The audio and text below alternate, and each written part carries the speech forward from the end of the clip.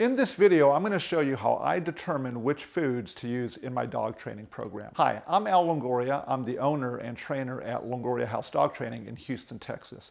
I'm putting this 3D virtual reality video together because I want to show you a process that you could possibly use to determine which foods should you be using in your dog training program. So let me give you a little bit of an outline of what you can expect. Okay, so the first thing that I'm going to talk about is I'm going to talk about some different kinds of treats and food that you could use. I'm also going to go about how do I go about determining which food will be the one that I use for my specific dog. And then I'm also going to talk about when your dog picks a certain flavor, but that treat will not work well. And then finally, I'm going to talk about when your dog loves everything, what should you go about choosing? All right, so let's go ahead and get started. So there's quite a few treats that you can pick from when you're going to work with your dog. Now, here's the process that I generally use. The first thing that I recommend for all of my clients is that you guys go to the pet store and then you pick up some different treats. Not necessarily dog food, but I want you to pick up treats.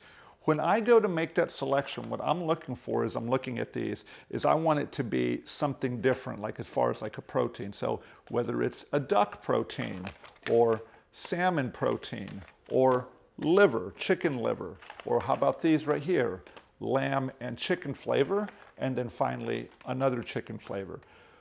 What you want to do with your training is you want to pick at least 2 or 3, and then you're going to use those treats and you're going to ask your dog, hey, which one of these is the one that you really enjoy the most? Now, I'm going to show you here in a second with Gabby how I go about determining that. Now, one thing you need to keep in mind is that, yes, you could do this once, but I like to do it probably every 6 months or so to determine if my dog still really likes that particular one, and if I can find a reward that's a little bit better. So again, the process should be you go to the pet store, get a few different types of treats. These are particularly good right here, but little bitty treats like this. You get those, you come back home, and then you're going to go through the taste test that I'm about to show you with Gabby.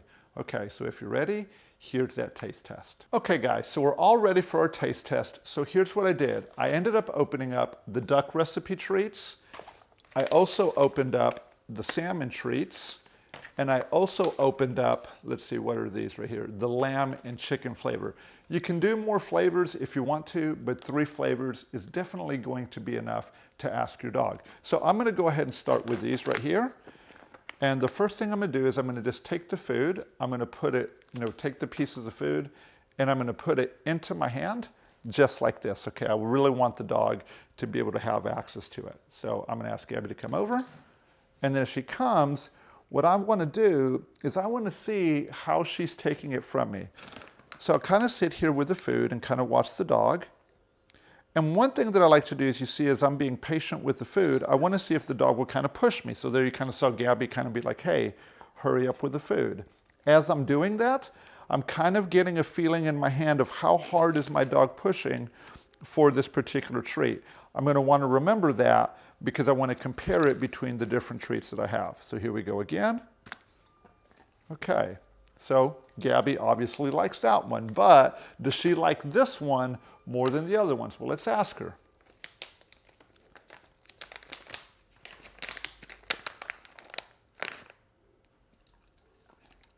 Okay, so what I can tell you what I felt there is I brought that food in, her mouthiness was not as forceful as it was for the lamb and chicken. Here we go again.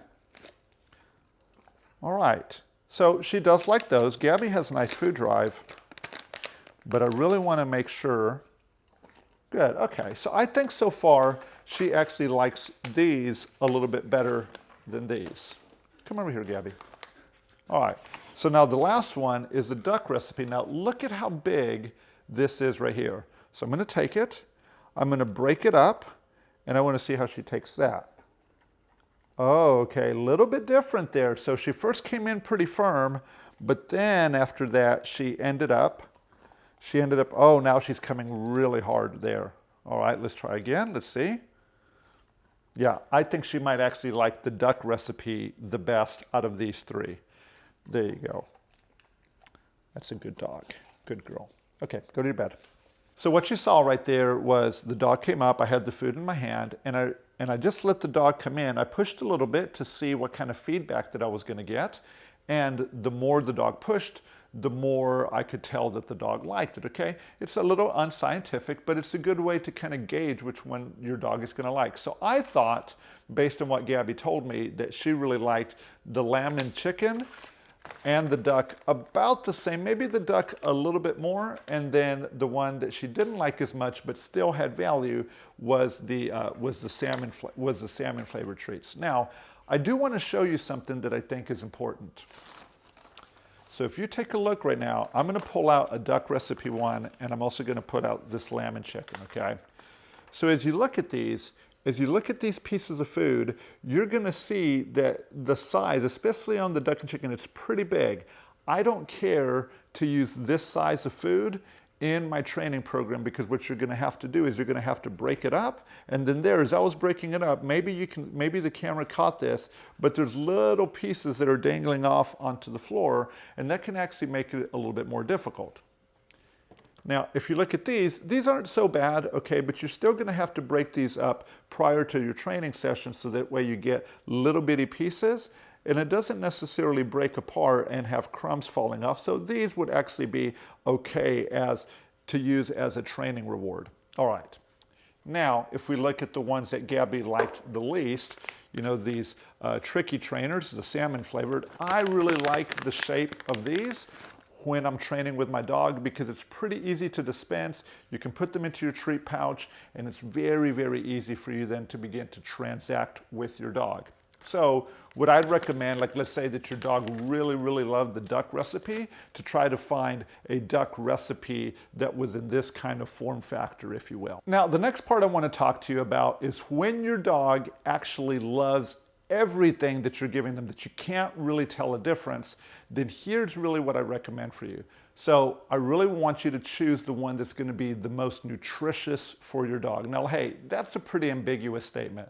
Here's what I do whenever I'm picking food. I'm going to take a look at the food and at the ingredients, and I'm going to see if I can find a measurement on there that tells me DHA.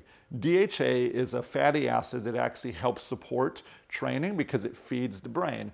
As I'm looking at all these, okay, I already know that the salmon happens to have the highest amount of DHA out of these three. However, if you don't know that, you should look on the back on the bag, see which one has the most, and then determine, hey, you know, you love all of these, we're going to give you the one that's going to feed your brain the best. Now, I do want to give you one more tip before I let you go.